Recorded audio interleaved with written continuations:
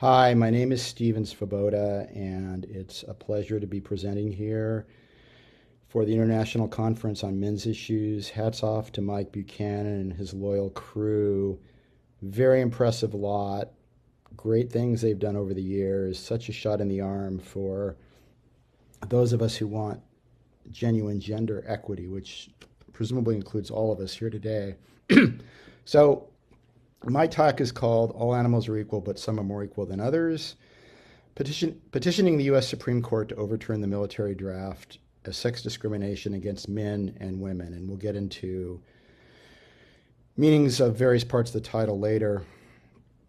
So, my day job is as a patent lawyer. That means if somebody invents an idea that we think is new and not obvious, it's my job to write it up and send it into the U.S. Patent Office and sometimes other patent offices. So, as you might guess, this is pretty much as far as you could possibly get from the front lines of litigation and legal work. Now, I did found a nonprofit in 1997 devoted to stopping all forms of genital cutting called Attorneys for the Rights of the Child.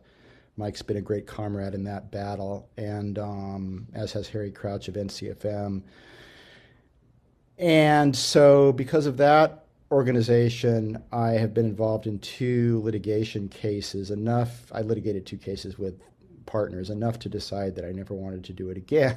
So I'm your friendly neighborhood physicist writing up ideas and thinking that there's no chance I'm ever going to do anything that's going to involve any important court, let alone the U.S. Supreme Court, right? But I do have on my wall a U.S. Supreme Court membership, which a supporter of our organization about 15 years ago decided they wanted me to have. I think the idea was I was going to bring a circumcision case to the U.S. Supreme Court, which, of course, hasn't happened yet.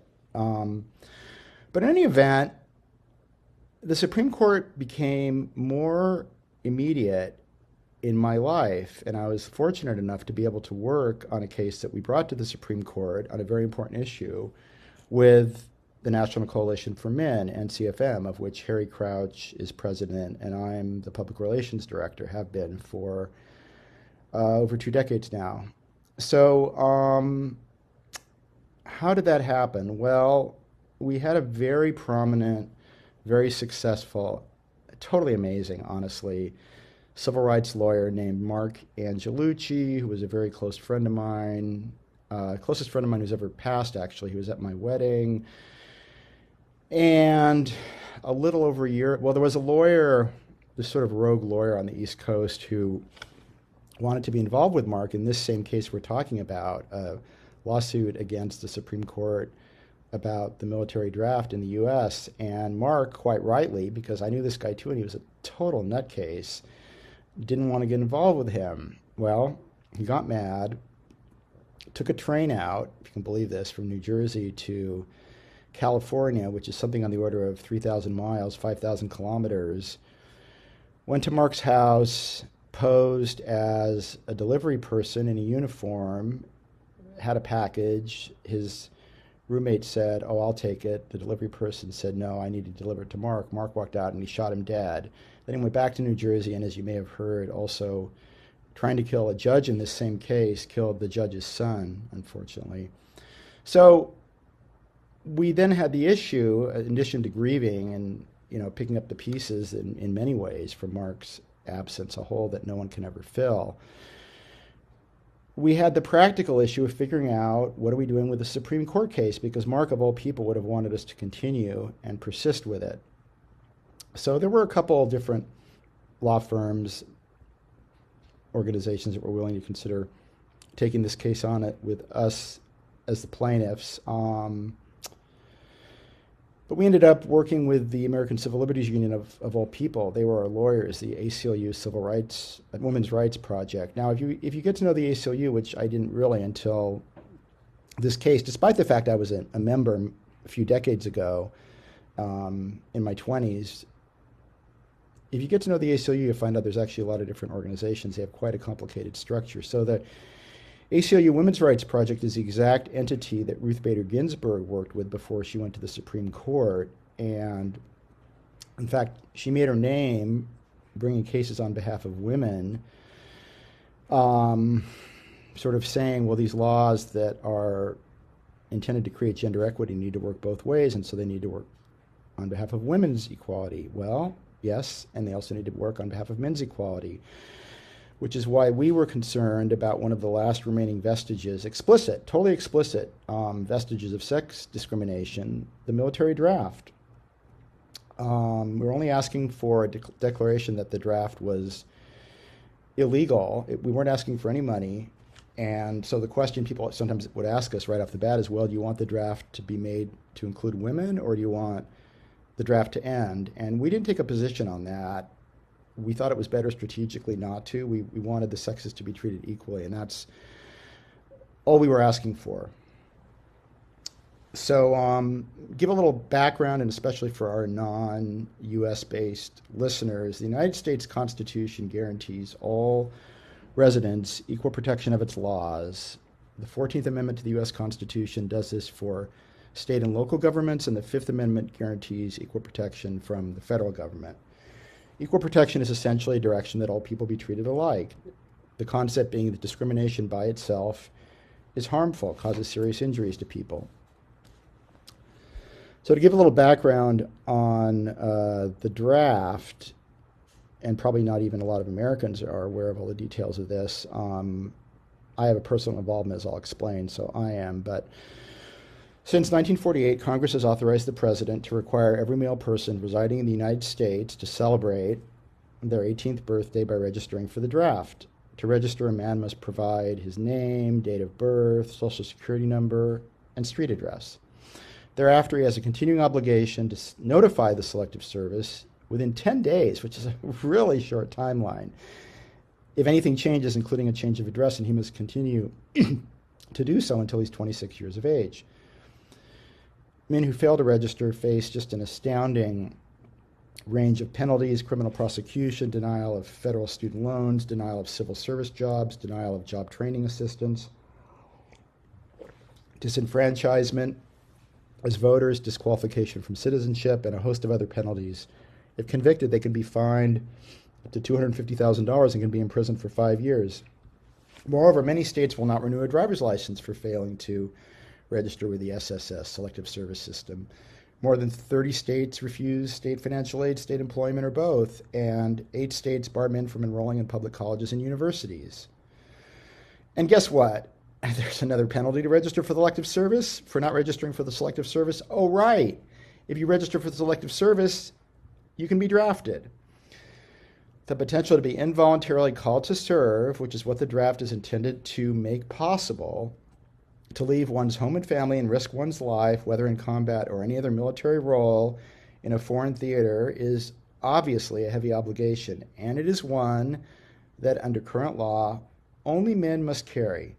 Women have no such responsibility and face no life-changing consequences for failing to register for the draft. Let me just say a little bit of how it played out in my life, because it may be of slight interest. So I was born in February 1960. If I was born December 31st, 1959, I would not have to register for the draft. But because I was born after January 1st, 1960, I was required to register for the draft. And I went to, 15 quarters of undergraduate, four semesters of Berkeley physics, that's 19, and 6 semesters of law school. 25 periods of academic study, each one of which, of course, had to be paid for, and it wasn't cheap even back then. And no aid of any sort, no loan, no grant of any sort could be obtained by a man unless he could show proof that he had registered for the Selective Service. Well, what did I do? My family's not super rich, so that wasn't the answer. I looked at the card. They gave a little card back in the day, a 3x5 card that you had to fill out with a pen. Not how it would be done today, presumably. And the card had various reasons on it why you don't have to register for the draft. I'm a woman was one reason. I was born before 1960 is another reason. Presumably, I do not live in the United States was another reason. So what I did was I took the excuse that said I was born before 1960. I struck out the word before, so I wasn't committing perjury. I wrote in there, and I checked that one. Now, I knew very well that being born in 1960 was not an excuse not to register for the military draft, but I just gave this a shot. It was the only thing I could think of. And guess what? 25 academic periods. Each academic period, I did the same thing. Not once did someone come back to me and say, Stephen, or actually Jeff was my name because my first name is Jeff. Jeff, what the heck? You didn't check, you checked the box. It doesn't make sense. You were born in 1960. No one ever said that. So it worked, basically. And I also knew that if I ever ended up on a battlefield, my life expectancy was probably about 3 minutes. It's just not one of my skill sets. And I was realistic enough to know that. Besides which, I'm not a huge fan of the military, but that wasn't even the main concern. But enough about me.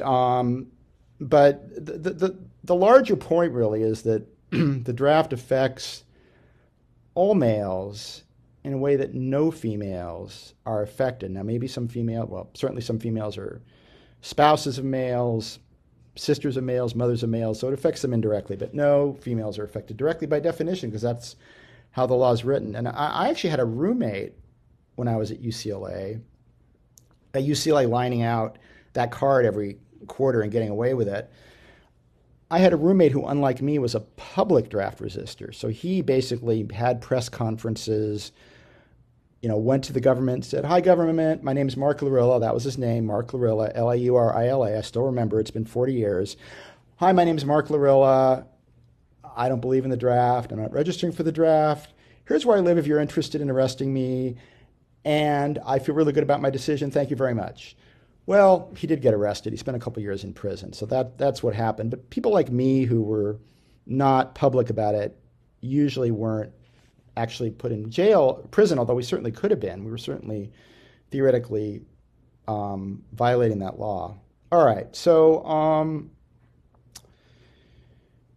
the thing that's gotten interesting about this whole topic, as we'll get into a little more detail about in a minute, is that the Department of Defense itself in the U.S. has concluded that the male-only draft registration requirement undermines military interests, and yet it somehow still stood for 4 decades as one of our most potent and few remaining public expressions of ancient falsehoods about men and women. So even back in the 60s and 70s, Congress eliminated prohibitions on women serving in ships and at the highest levels of the military. And then the ACLU, same organization, brought a case in 1981 to the Supreme Court that had 2 male plaintiffs who were challenging the military draft. And the case won at both the district court level, the first court, and then the appeals court, holding that equal protection was violated, which seems pretty common sense, by something that treats men and women completely differently, putting one of them at risk of dying and being put in prison and getting huge financial penalties, and the others at no obligation at all. Seems pretty obvious. But the Supreme Court decided in the Rostker versus Goldberg 1981 case, with a vigorous dissent from Justice Thurgood Marshall, may he rest in peace, the Supreme Court held that because women were not allowed in combat, men and women were not similarly situated, and thus an analysis of equal protection did not apply to these circumstances. Well, that case was actually wrong, we believe, when it was decided, and we'll get into that a little more later. They used the wrong standard. But to move ahead with the chronological story a little more, in 2012, the military opened over 14,000 positions previously closed to women, and in early 2013, the Department of Defense rescinded the ban on women in combat. After 3 years of extensive study, or so they termed it, the U.S. Defense Secretary in 2015 determined that women should have the opportunity to serve in any position. Women are now permitted to drive tanks, fire mortars, lead infantry soldiers into combat. They can be Green Berets, Navy SEALs, Army Rangers, Marine Corps Infantry, Air Force parajumpers, and everything else that was previously open only to men. They can be whatever they want. Great. The Department of Defense made the decision, and they made it on the basis of what would enhance our military preparedness. They found no compelling reason for continuing male-only registration because the dynamics of the modern-day battlefield are nonlinear, meaning that these ideas about the clearly defined frontline and safer rear area are not so valid anymore. Warfare today requires intelligence, communications specialists, linguists, logisticians, medical personnel, drone operators, cyber operators. Non-combat positions make up 4 out of every 5 positions in today's military occupations. So given increasingly diverse military needs, this draft that excludes approximately 50% of the population, the female half, from availability in the case of a national emergency just makes no sense and isn't consistent with how the military is now addressing their needs. So shortly after the Department of Defense order in 2013, NCFM and 2 individual plaintiffs who both registered for the draft, 2 individual male plaintiffs, filed a lawsuit against the Selective Service System seeking to change the system so that it's gender neutral. In February 2019, the U.S. District Court for the Southern District of Texas issued a judgment granting summary judgment for NCFM, for us. We basically won in a preliminary stage because our case was so clear in the district court's opinion. The district court found that Rostker is no longer controlling precedent because the factual circumstances underpinning the decision had changed. The dispositive fact in that decision that women are ineligible for combat is not true anymore, so it can no longer justify the gender-based discrimination. And as we've said before, laws discriminating on the basis of sex violate equal protection. To pass muster, hypothetically, this law would have to be shown to both serve important governmental objectives and the discrimination be substantially related to the achievement of those objectives. The court held that male-only draft registration could no longer survive this scrutiny because there's no such substantial relationship, and the respondent's argument to the contrary smacked of archaic and overbroad generalizations about women's preferences and were the byproduct of a traditional way of thinking about females that we're no longer doing in this country and in this world, or at least we're no longer admitting that we're doing. Regardless of everyone's precise beliefs about these things, and beliefs will definitely vary, beliefs about women in the military will definitely vary, like it or not, and some of us do not like it, others of us do like it, but like it or not, this is the world we live in. However, surprisingly, we have 3 levels of courts in the U.S., and so the case, again, had to go to the Federal Circuit Court. Surprisingly, the Federal Circuit Court overturned that decision. It said basically only the Supreme Court can overturn the Rostker decision, which was surprising to us because it was just so clear that Rostker had been decided in a world that was so different in such a directly relevant way that it didn't really have any relevance anymore. It seemed like the perfect case to overturn a 40-year-old precedent. But the Fifth Circuit held, no, we can't do that. It's the Supreme Court. So we needed to look for our lawyer, as I talked about at the beginning of this talk, since Mark Angelucci had been sadly assassinated. And we were lucky enough after some looking around to come across the ACLU. And things looked really good and were, in fact, really good. Almost uniformly. There was an exception that I'll get to toward the end of this talk, but we liked them. They seemed to get where we were coming from. We felt like we got where they were coming from. Of course, we didn't totally agree on every last point. I mean, the ACLU does have a number of sort of activities they take in support of standard feminism that most men's rights or all men's rights groups could not support. But they were so reasonable and open to our thinking and appreciative of our thinking. And I think one of the tricks was that we're both NCFM and the ACLU are organizations that stand on principle.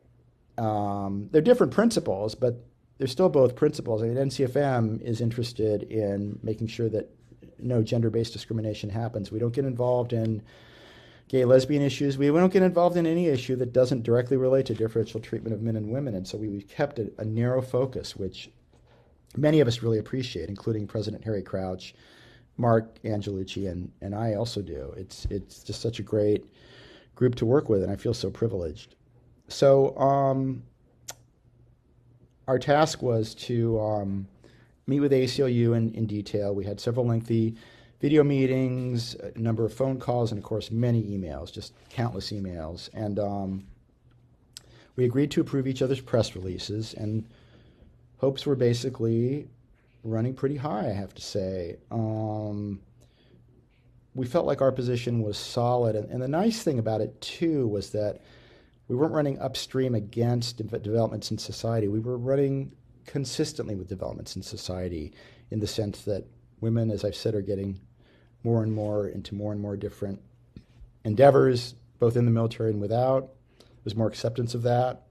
And discrimination is just being less and less tolerated in many different guises, even against some groups that weren't even being mentioned 40 years ago, but certainly as far as sex discrimination goes. So our argument was, first of all, the question is, what do we do about Rosker? Well, our argument was that Rosker used the wrong standard, because the correct standard would have been whether excluding women from registration was substantially related to furthering the government's interest in raising and supporting armies. That would be what they would have to show to justify equal protection. Excluding women was necessary to their goal, but they instead asked whether including women was necessary to meet that interest in protecting the U.S. security, which is the wrong question legally. So Rosker basically absolved the government of its burden to demonstrate that excluding women from registration would advance military readiness. So Rosker was wrong when it was decided. And we certainly said to the U.S. Supreme Court, even if it wasn't wrong when it was decided, it's certainly wrong now. So to get a case to the Supreme Court, you have to get what's called certiorari granted, C-E-R-T-I-O-R-A-R-I. Not many cases are granted certiorari. You file a certiorari petition, and something on the order of 1% to 2% of these cases are actually granted. The Supreme Court picks and chooses what they think are the most important issues. If there's a conflict between different circuits, that draws their interest between different circuit courts. If there's a previous U.S. Supreme Court decision that may need re-examination, that draws their interest, and that was one of our hopes was based on that. But it's not easy, and we knew that. We knew it wasn't guaranteed or anything. And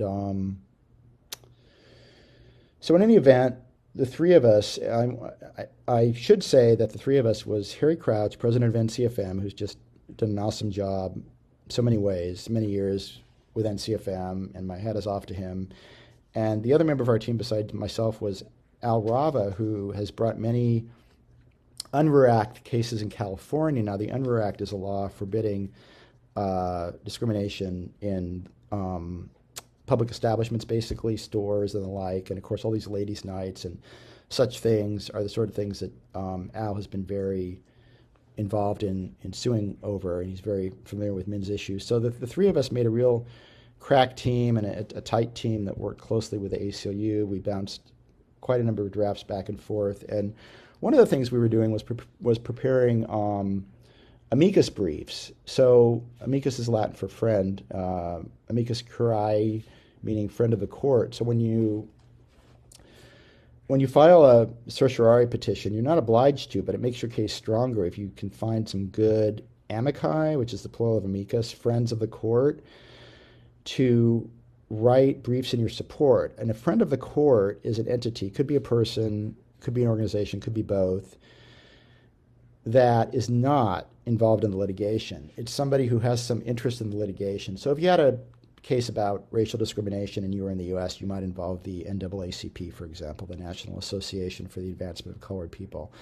So we had the opportunity to choose our writers of the friend of the court briefs. We ended up with three.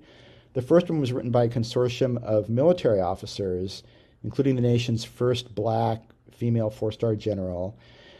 And they basically argued, well, first of all, they said, we're retired military officers. We've played critical roles in debating military policy, critical roles in the readiness of the armed forces. 40 years ago, they continued, the Rosker case was decided based on this idea that women as a group weren't eligible for combat. They added, and I quote, whatever that rationale's merit was in 1981, it is no longer true. Our armed forces draw from the strength of the entire nation, not only its men. Indeed, women now comprise 17% of the armed forces. This evolution reflects the military and policymakers' considered judgment about how the nation's security needs are best met. Well done. Who are we to second-guess the experts? The question of women in the military has already been answered, according to these writers of this amicus brief. They concluded there remains no military justification for maintaining the male-only selective service registration requirement. Pretty convincing in my mind, in our minds, both NCFMs and ACLUs. Second amicus brief was submitted by a coalition of 4 veterans organizations dedicated to improving the U.S. military and fighting discrimination in the armed forces. Since the nation's founding, disenfranchised Americans have been excluded from equal participation in military service, according to these writers, based on many of the same prejudices and arguments used to deny these groups their basic rights and liberties in civilian society. First African Americans, then LGBT people, and finally women were excluded. Continued discrimination should not be countenanced. The third and perhaps most memorable of the 3 groups was a group of 5 nonprofits led by the National Organization for Women Foundation, the NOW Foundation. They said the classification, I'm quoting, the classification embodied in the MSSA, the Selective Service Act, requiring men to register but not women, reflects a familiar stereotyping of sex roles. Women are meant to be left at home to care for the family, while men are meant to go to war to fight for their country. This division of roles between women who need protection and men who can provide it can no longer be maintained. They continued, Congress's decision in the Rosker case 40 years ago to exclude women from the male-only draft registration requirement denies women a key aspect of their citizenship. To reap equal rewards of citizenship, women must equally bear its burdens. We'll get back to that. This court affirmed that principle when it held that women cannot be excluded from mandatory jury duty, of course, in another case. It held that anything less than equal participation makes women second-class citizens who are unable to fulfill their obligations as full members of society. The same holds true here. So here we are, NCFM, writing a brief to the Supreme Court with the ACLU Women's Rights Project. And I have to say it was just a thrill to be working with these fine lawyers, to be working with Al Rava and, of course, Harry Crouch, and to actually, to my astonishment, writing a petition that actually got filed in the Supreme Court. There are words that I wrote that are sitting in D.C. right now. Is that incredible or what? I'm this geeky patent lawyer. Who could have guessed that? Anyway, it's funny. So, sitting there and taking all this in, let's read that sentence again. To reap equal rewards of citizenship, women must equally bear its burdens. Or so says the NOW Foundation. Is anyone else having the same reaction I'm having? That's nice of you to say, NOW Foundation. It would have been nice if feminists had observed this principle over the past half century, as pretty much every single thing we heard out of NOW was opposed to this idea of responsibilities for women as well as rights. Anyway, glad to finally have it explicitly acknowledged. Thank you. The one amicus brief that our opponents were able to muster came from a coalition of military officers and 3 military organizations. The brief argued that physiological differences between men and women still support differential treatment. It further argued that substituting the court's judgment for that of Congress on the crucial issue of national defense is not appropriate.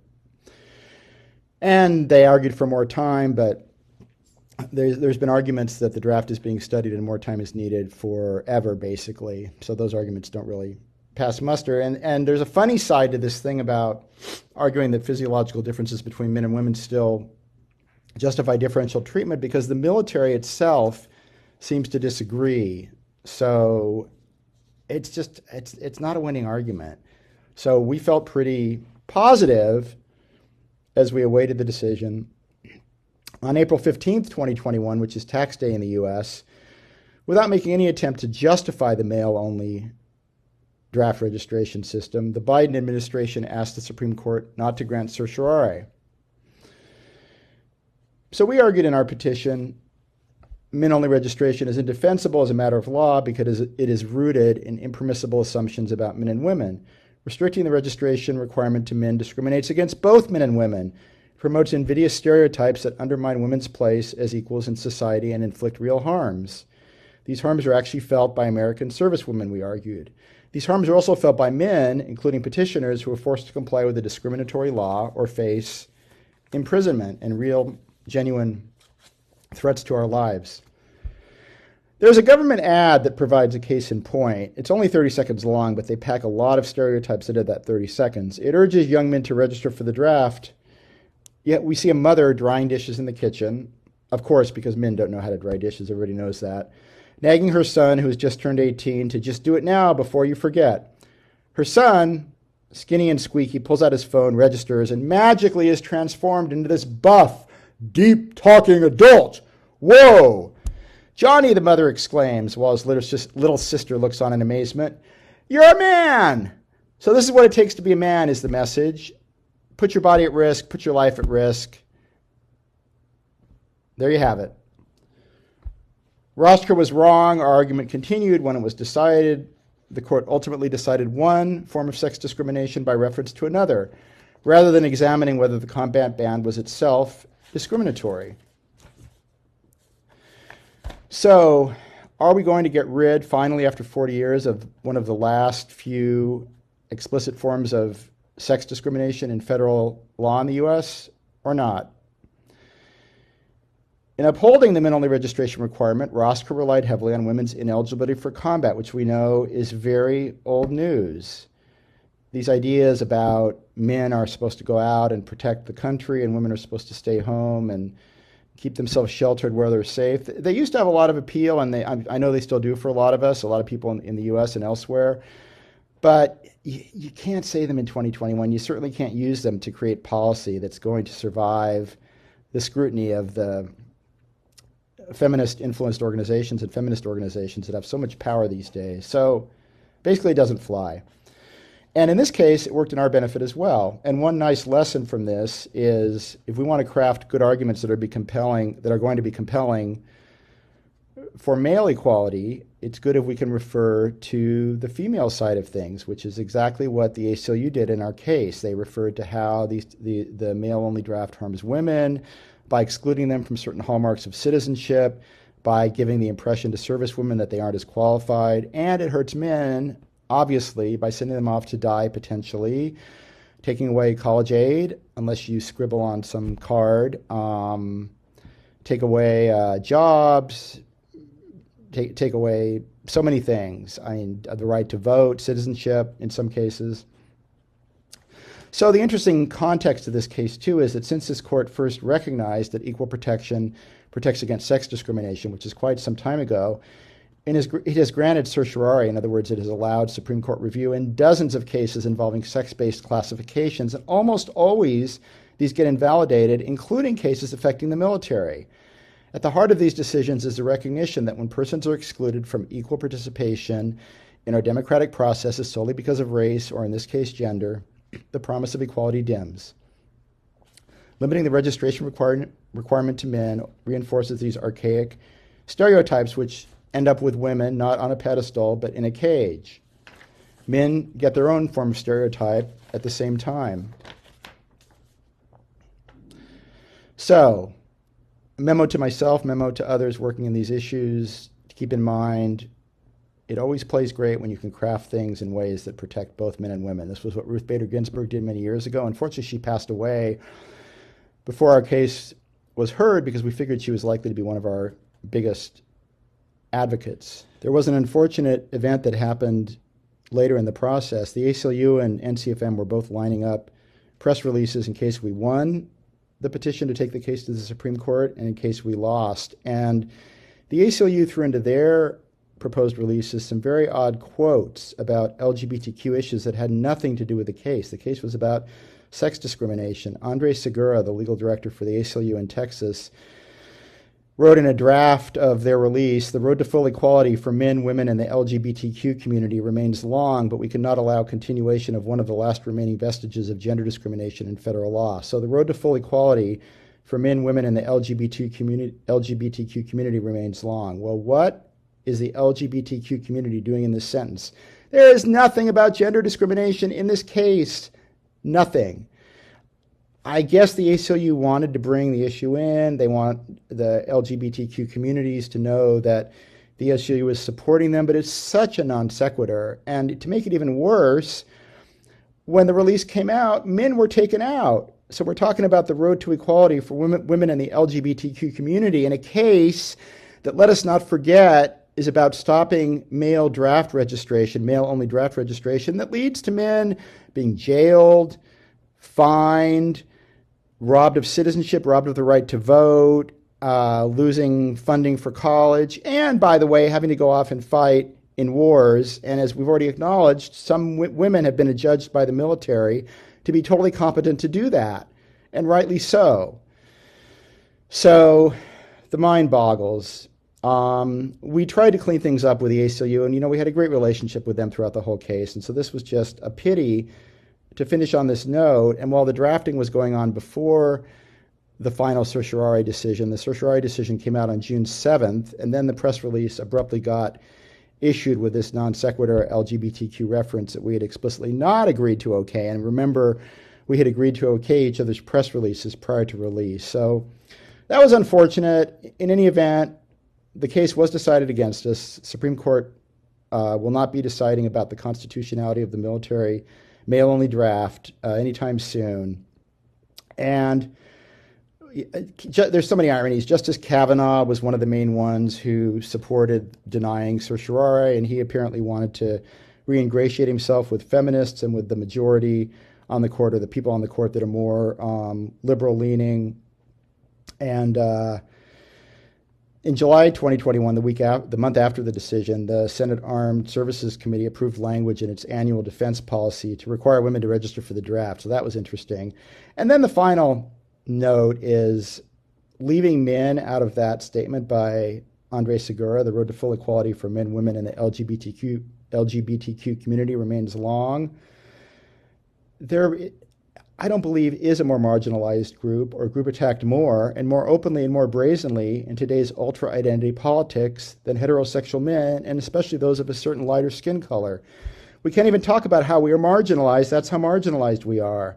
Most people laugh in our faces if we mention it. Men are left out of all these discussions despite sentencing discrimination, shorter lives, military draft discrimination, family court discrimination, so many injustices that many of us are working to correct. So that was the final bittersweet footnote to our obviously very disappointing inability to bring the case to the Supreme Court. But the work continues. There are so many awesome, phenomenal, committed, dedicated activists out there, both male and female, working hard for genuine gender equality. I bless every one of you. I'm grateful to be able to meet many of you when the ICMI happens in person, to talk face-to-face with many of you, and even in an online form at online ICMI events such as this. And my hat's off to all of you. So thank you so much, and thank you for listening.